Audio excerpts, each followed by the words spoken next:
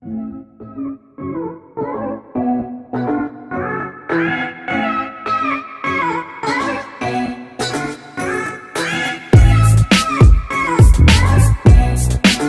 welcome back to Class of Learning. You're with Rahul Sharma, your friend and guide. In this class, all about back paper students. Yes, it's all about back paper students. आपने कहा एक paper हमारा BGLA 137. Most probably tomorrow you have the paper. अब आपने कहा इस paper की कोई वीडियो नहीं डाली, इसको कैसे करना है, करने का तरीका क्या होगा, किन कॉन्सेप्ट को फॉलो करना है and how you going to crack this paper easily बिना किसी हर्डल के. तो यहाँ पे क्लास लेके आए, इसको फॉलो कर लेना, कोई दिक्कत नहीं होने वाली है. चलो यार, फर्स्ट टर्म हमें जो क्लियर करना है that is language through literature. मतलब लैंग्वेज थ्रू लिटरेचर. तो सबसे पहला कॉन्सेप्ट जो हमें क्लियर होना चाहिए वो पता होना चाहिए the difference between literal and metaphoric meaning. I repeat, what is metaphoric? सब मेटाफोरिक टर्म होती है जिसको हम बोलते हैं वर्ड नाउन को क्लियर करते हैं. Figure of speech in which the term phrase applied or something in which not literally applicable in order to suggest a resemblance. आपने resemblance as in a mighty fortune is our God. I repeat, a mighty fortune is a God. तो सबसे पहला concept clear करना है हमें, language through literature के concept को clear करना है. क्या है इसमें? आप सिमेंटिक्स को क्लियर करें, जिसे एक्सटेंशन बोलते हैं हम, वो ऑन टिप होना चाहिए. आपको सबसे पहले जो करना है figure of speeches. I repeat, figure of speeches को ऑन टिप कर लो.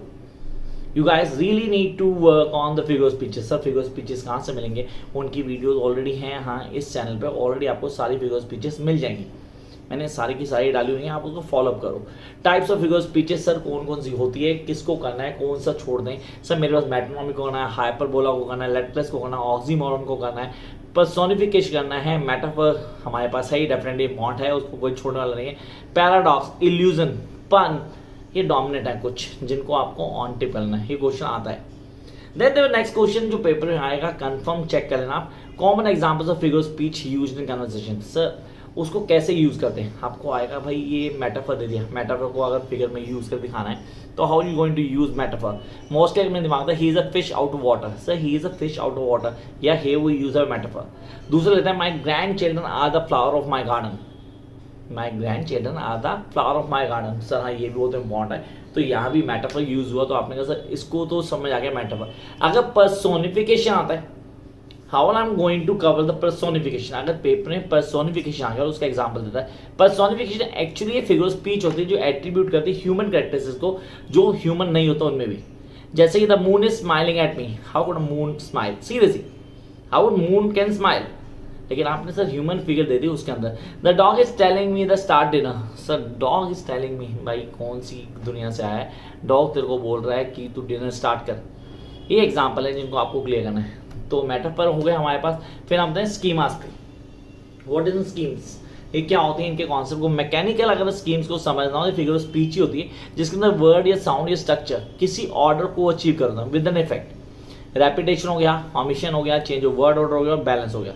एलिट्रेशन इसी का पार्ट होता है. स्कीमास पार्ट ऑफ स्पीच में ही आता है हमारे पास, फिगर स्पीच में ही है, जिसको एलिट्रेशन बोलोगे सर, हमारे स्टूडेंट बोलोगे, एलिस बोलोगे, पैलिज्म, ये इसका पार्ट है.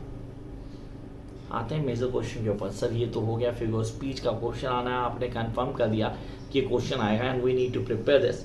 उसके अंदर आता है writing figure speech. What is writing figure speech? मतलब सर राइटिंग में जस्टापोजिशन की बात करूँ, मैं हाइपरबोला की बात करूँ, तो राइटिंग फिगर स्पीच है, बिल्कुल है. कैसे यूज होती है, कॉन्सेप्ट क्या, उनको कैसे क्लियर करना है, सारा का सारा वहीं आ गया. अब किसी टेक्स्ट से आंसर ऐड ऑन हो सकता है. सीरियसली किसी भी टेक्स्ट से आंसर ऐड ऑन हो सकता है. हम उसको करेंगे, करने का तरीका क्या होगा. फिर हम चल जाएंगे कहाँ पे, बेसिक्स पे जाएंगे. एक्चुअली ये पेपर पूरा बेसिक्स है. सिनोनिम्स, एंटोनिम्स, होमोनिम्स, हाँ उनको क्लियर करेंगे. प्रीफिक्स और suffix, word formation by coupling, उसको भी ऐड ऑन करना है. प्रीफिक्स हो गया, सफिक्स हो गया, एफिक्स हो गया. BGC 101 पेपर पढ़ा होगा आप लोगों ने, उसमें भी यही कंटेंट है, कुछ अलग नहीं है, यही कोर्स कंटेंट है, वही उसकी फॉर्म चल रही है. यहाँ हमें उसको तसल्ली से पढ़ना है. Means we need to go through the beginner till the last. या प्रीफिक्स क्या होता है, मीनिंग क्या होता है, उसका एग्जांपल क्या होता है, कैसे ऐड करेंगे. प्रीफिक्स आगे, सफिक्स पीछे. आपको अच्छे से आपने सर टीचर, अगर मैं बोलूँ टीचर, अब यहाँ पे ER टीच सफिक्स और प्रीफिक्स, उसके कॉन्सेप्ट को क्लियर करना है. मेंशन शन, तो प्री आ गया पहले आ गया, और सफिक्स आ गया तो पीछे आ गया. इस कॉन्सेप्ट को याद रखना. प्रीफिक्स सफिक्स की वीडियो भी देख लेना, उससे आपको क्लियर हो जाएगा. Then we need to go to the part of speech. सब part of speech पे आते हैं. जैसे कि verb, डोमिनेट है, वर्ब को क्लियर करना है, वर्ब को समझना है, वर्ब क्या होता है, कैसे काम करता है वर्ब, उसके कॉन्सेप्ट क्या है कि इनको फॉलोअप करेंगे एक एक चीज from the beginning till the last. आपको आनी चाहिए। आप लोगों को पता होना चाहिए हमें पढ़ना कैसे है, पढ़ने का तरीका क्या होगा, वर्ब को डिफाइन करेंगे, टाइप्स ऑफ वर्ब को समझेंगे। सर ये टाइप्स ऑफ वर्ब कौन सी होती है? मेन वर्ब, सबसे पहले main verb that is dominant, second helping verb. Sir main verb हो गया, helping verb, then linking verb जो लिंक कर दी, ट्रांजिटिव और इनट्रांजिटिव वर्ब्स। अब सर ये लिंकिंग वर्ड समझ नहीं आया, फिर हमने कहा लिंकिंग में ट्रांजिटिव डाल दिया, आपने इनट्रांजिटिव डाल दिया। अब इसको थोड़ा डिटेल में बताओगे तो हमारे लिए ईजी हो जाएगा। चलो यहाँ शुरू करते हैं। Main verb go and gone main verb होती है हमारी। हेल्पिंग वर्ब इज हमारा हो गया, वॉज हो गया पास में, और फ्यूचर में विल और शैल हो गया। शैल अब कोर्स में नहीं है हमारे, हम उसको छोड़ सकते हैं। Then will jump to next part. हमने बोला सर वर्ब्स की फॉर्म्स को क्लियर करते करते हमारे पास कई चीज़ आती हैं। एक होती है auxiliary verbs. I repeat, there's one verb that is one of the auxiliary verb जिसको आप मॉडल्स या मॉडास के नाम से भी जानते हो। आप उसमें मॉडास क्या हैं, उसको कैसे क्लियर करते हैं, उसके कॉन्सेप्ट क्या हैं, उनको क्लियर कर लेते हैं। हाँ लिंकिंग वर्ब बता रहा मैं, लिंकिंग वर्ब पे भी आऊँगा। तो ये चीज़ें हमें क्लियर करनी थी, कॉन्सेप्ट क्या थे, कैसे जोड़ते थे।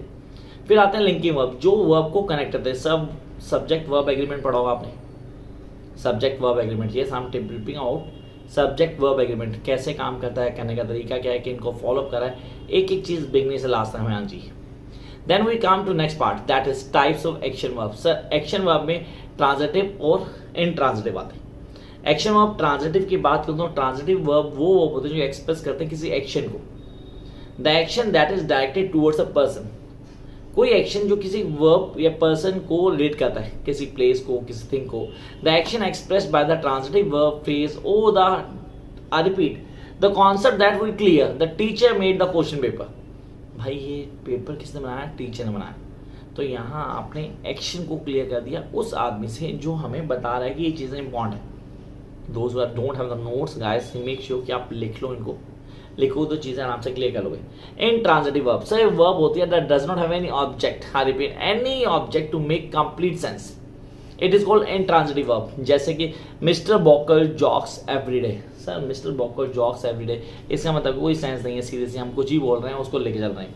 अब इसको और डिटेल में बोलता हूँ। इनट्रांजिटिव वर्ब एक्सप्रेस करते हैं एक्शन को जो कि कुछ बताते हैं कि सब्जेक्ट के बारे में, विदाउट एनी एक्शन पासिंग और रिसीविंग ऑब्जेक्ट, जहाँ कोई एक्शन ना तो उससे रिलेट हो रहा है ना ही उससे जुड़ रहा है। ये हमें क्लियर होना चाहिए, क्लिस्टर क्लियर होना चाहिए।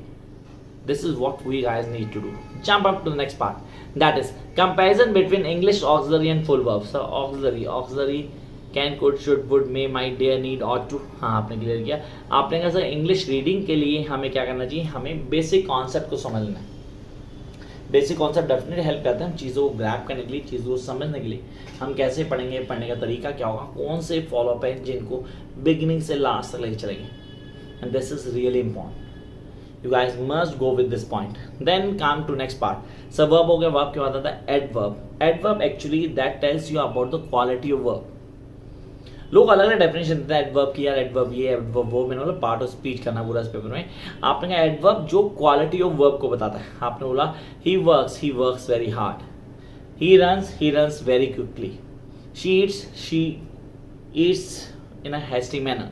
आपने कहा सर ये तो कई सारी चीज़ें क्वालिटी ऑफ वर्ब को डिफाइन कर रहे हैं। मैंने पहले बोला था कि क्वालिटी ऑफ वर्ब को हाईलाइट करेगा तो हमें उसको क्लियर करना है, उसके कॉन्सेप्ट को समझ लेना है। तो ये तो हो गया मेन पॉइंट। तो हमने कहा सर एडवर्ब और verb concept clear. Then jump to noun. Noun as you know the naming the things, naming the things noun कहलाता है। अब नेमिंग द थिंग्स में नाउन हो गए, नाम मेरा राहुल है, आपका नाम सीधे से कुछ होगा तो हम नाउन है। The bottle I am having, the bus I am having, the pen I am having, ये सब नाउन है, this will come under noun. अब नाउन के साथ मुझे कुछ बताने की जरूरत है कि ट्रांजिटिव नाउन कौन सा है, डेमोस्ट्रेटिव नाउन कौन सा है, ये हमें क्लियर होना चाहिए। देन एडजेक्टिव आते हैं। Sir adjective that tells you about the quality of noun. Repeat, adjective is the one that tells you about the quality of noun, that they live in a big beautiful villa. They live in a big beautiful villa. Sir हाँ सीधे से वो बहुत बड़े villa में जीते हैं। तो मैंने कहा यार यहाँ पे कॉन्सेप्ट क्लियर होना चाहिए, हमें समझ आना चाहिए कि क्या बात कर रहे हैं। तो आई होप यहाँ पे एडजेक्टिव क्लियर हुआ। एडजेक्टिव के बाद आता हम एडवर्ब के ऊपर। सर एडवर्ब क्लियर था। Next is articles. आर्टिकल्स है A and the. A and दा की बात करते हैं, आर्टिकल को क्लियर करना है। अब ए का यूज हो रहा है, दा का यूज हो रहा है, एन का यूज हो रहा है। ऑनेस्टली अगर आपको बोलूँ तो सबसे इंपॉर्टेंट है कि सिंगुलर कांस्टेंट का कॉन्सेप्ट क्लियर करना है। अगर खाली सिंगुलर कांस्टेंट है तो ए आएगा, सिंगुलर कांस्टेंट है स्टार्ट विद वॉवल है तो एन आएगा, और अगर सिंगुलर कांस्टेंट है one thing connected to many, I repeat one thing connected to many, तो आएगा the. The Ganga river, the continent. आपने कहा sir this is one thing that is connected with lots of things, the news, north east west south, कई हज़ारों करोड़ों से connect आओ। The teacher, teacher एक करेंगे, टीचर पता नहीं कितना आया, उस फॉलोअप को हमें क्लियर करना है। Jump out next one, that part is preposition. Sir preposition क्या होता है? I am sitting on chair, serious I am sitting on chair, मैं ऑन की जगह इन कर दूंगा, मैं चेयर के अंदर नहीं बैठा, चेयर के ऊपर बैठा हूँ। तो इंग्लिश बेसिक के लिए हमें ध्यान रखना पड़ता है कि हमें प्रपोजिशन पे ध्यान रखना होगा। प्रपोजिशन दो तरह की होती है, preposition that tells your direction, preposition that tells your meaning. तो डायरेक्शन, मीनिंग, टाइम हमें याद होना चाहिए। मीनिंग को बताता है, डायरेक्शन को बताता है, प्लेस को बताता है, और इंग्लिश में ग्रामर सेंस को क्रिएट करता है, दैट इज प्रपोजिशन। और अगर दूसरे वर्ड्स में preposition something that really create a relation between subject और ऑब्जेक्ट, तो हमें पूरा का पूरा क्लियर चाहिए। पेपर सिंपल है, डेफिनेटली प्रपोजिशन का यूज आएगा, आपको आना चाहिए। हम कैसे करेंगे, करने का तरीका क्या होगा, कौन सी चीज़ें फॉलो करनी है, ये सारी इसका पार्ट है। Next conjunction. Sir what is conjunction? मतलब सर दो चीज़ों को जोड़ के एक सेंटेंस को क्रिएट करना conjunction. And if that but because, ये कंजंक्शन का पार्ट था। आपने सर कंजंक्शन में पढ़ा भी है, linking together, linking the words together, मतलब आप वर्ड्स और फ्रेजेस को एक साथ जोड़ते हो, तो आप बोलते हो दैट इज कंजंक्शन। आप इस कंजंक्शन को क्लियर कर लेंगे। कोऑर्डिनेट कंजंक्शन हो गया, सबऑर्डिनेट कंजंक्शन हो गया, कोरिलेटिव कंजंक्शन हो गया। ये हमारे types and use of conjunction कैसे करते हैं। आपने कहा सर सब ऑर्डिनेट कंजंक्शन को करेंगे या कोरिलेटिव कंजंक्शन को करेंगे, ऐसा इजी पार्ट, मतलब कुछ भी ऐसा नहीं है कि आप नहीं कर सकते। आई होप सबके सब लिख रहे हैं कि कोई दिक्कत नहीं होनी चाहिए। जब और next part, abstract and concrete. What is abstract concrete? मतलब दो चीज़ें क्लियर करना जरूरी है, एक एब्स्ट्रैक्ट होता है, कॉन्क्रीट होता है, दोनों को कैसे अलग करेंगे। आप बोलते हो मेटाफिजिकल एब्स्ट्रैक्ट कॉन्क्रीट को क्लासीफाई करना हो तो हम कहते हैं कोई भी ऑब्जेक्ट या कोई टर्म जो डिस्क्राइब करती है किसी फिजिकल रेफरेंस को, आर्बिट किसी फिजिकल रेफरेंस को डिफाइन करती है, तो आप बोलते हो sir abstract noun. Abstract object कहते हैं हैव नो फिजिकल एग्जिस्टेंस, इनकी कोई फिजिकल एग्जिस्टेंस नहीं है। Whereas the concrete object do, they have the most commonly philosophical semantics. Sir हाँ फिलॉसफिकल हो गया और सिमेंटिक्स हो गया, तो हमारे पास एब्स्ट्रैक्ट हो गया, कॉन्क्रीट हो गया। कॉन्क्रीट फिजिकल के लिए बोल रहा है, एब्स्ट्रैक्ट बोल रहा है जो सिर्फ है, कहीं दिख नहीं रहा। टेंजिबल इनटेंजिबल को तो ज़्यादा ईजी होगा आपके लिए, समझ भी आ जाएगा। Then understatement. स्टेटमेंट अंडरस्टेटमेंट दो चीज़ें क्लियर कर लेते हैं। मतलब स्टेटमेंट जब इंग्लिश बोलते हैं तो हम स्टेटमेंट्स पे ध्यान देते हैं। एक होता है sentence, a group of words which makes a sense, complete sense, sentence कहलाता है। स्टेटमेंट जो डिक्लेरेटिव होता है, किसी को लेकर डिक्लेरेटिव हुआ। सर अब आपने क्या क्या पढ़ना है, आइटम्स पढ़ने हैं, डेफिनेट बॉन्ड है, पंक्चुएशन को पढ़ना है, वर्ड स्ट्रक्चर को पढ़ना है, वर्ड स्ट्रक्चर क्या होता है, उसके क्या चेंजेस हैं उनको क्लियर करके। काउंट्स का अगर बोलूँ, नाउन्स के पार्ट्स, नाउन के चेंजेस, कंपाउंड वर्ड्स कौन से होते हैं, ब्लेंडिंग क्या है, रिथोरिक टर्म्स क्या है, राइम क्या होता है, उन सारी चीज़ों को पढ़ेंगे। जैसे कि मैंने पहले बोला था BGC 101 पेपर पूरा का पूरा वही है, कुछ अलग नहीं है, खाली नाम बदल देगा। तो बच्चे इससे परेशान होते हैं कि सर आपने वीडियो नहीं डाली, वीडियो सारी हैं ऑलरेडी।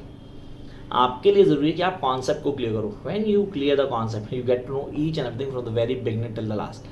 अब आपने कहा सर मेरे पास सारे के सारे पॉइंट्स ऑन टिप होने चाहिए, how I am going to clear concept, उन कॉन्सेप्ट को कैसे क्लियर है, ये important. Then one more thing, seriously आप MA इंग्लिश करते हो तो उसके अंदर आपके से पेपर आएगा एस्पेक्ट्स लैंग्वेज, यही है। इस C फॉर्म को थोड़ा एडवांस में डाला, यहाँ स्टाइल आ जाएगा। सर स्टाइल में तीन चीज़ें बताता हूँ, dialect, language, dialect, and then we do have the style variation, register भी बोल सकते हो।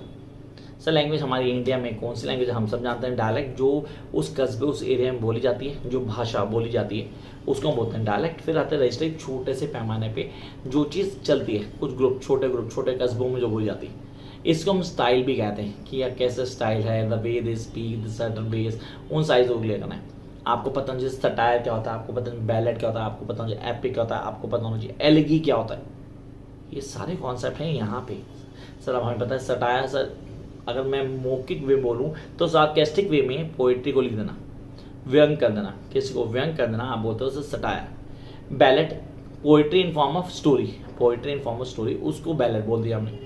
उसके बाद आता है नेक्स्ट पार्ट के ऊपर, सीरियसली पार्ट तो बड़े सारे हैं, हम कौन सा करते हैं, रिदम हो गया, एलेगरी हो गया, पैराडॉक्स हो गया, अगेन वही आगे tag questions. What is tag question? Sir questions में एक टैग आता है, जैसे कि she is Italian, isn't, and what she is Italian, isn't it, और they live in London, don't they. Sir आपने टैग कर दिया ना, you making tag to someone. अब जब टैग करें तो कॉन्सेप्ट को क्लियर करना, समझना इंपॉर्टेंट है हमारे लिए, हम बड़े आराम से समझ भी पाते हैं ये सारी चीज़ें आपको आनी चाहिए। आपने कहा एसोनेंस क्या है, वही आ गया word one substitution. I repeat, one word substitution. आपने one word for many words, वो आता है, बड़े सारे आते हैं। आपने कहा इसकी प्रिपरेशन करने की सर चीज़ों को समझना होगा डेफिनेटली। होमोनिम्स, सिनोनिम्स, एंटोनिम्स में पहले बोल चुका था, वो आपको ऑन टिप करना है। रीडिंग पे फोकस करना होगा क्योंकि कॉम्प्रिहेंशन भी आ सकता है। Unseen passage the part of your course. Unseen passage देखो लास्ट में बताया मैंने, पहले बता सकता था, बच्चे खुश होते हैं। अनसीन पैसेज भी आएगा आपके पेपर में। तो मैंने वो सारी चीज़ें बता दी हैं जो आपको इस पेपर को क्रैक करने में हेल्प करेंगी। अगर आप इस वीडियो के बाद ऑनेस्टली मेरे चैनल पे हो, चैनल सब्सक्राइब कर चुके हो, तो जाओ इस सारी वीडियोस ढूंढो। कल भी पेपर है तो आज भी बड़े आराम से ये पेपर क्लियर कर लोगे। Wish you all the best.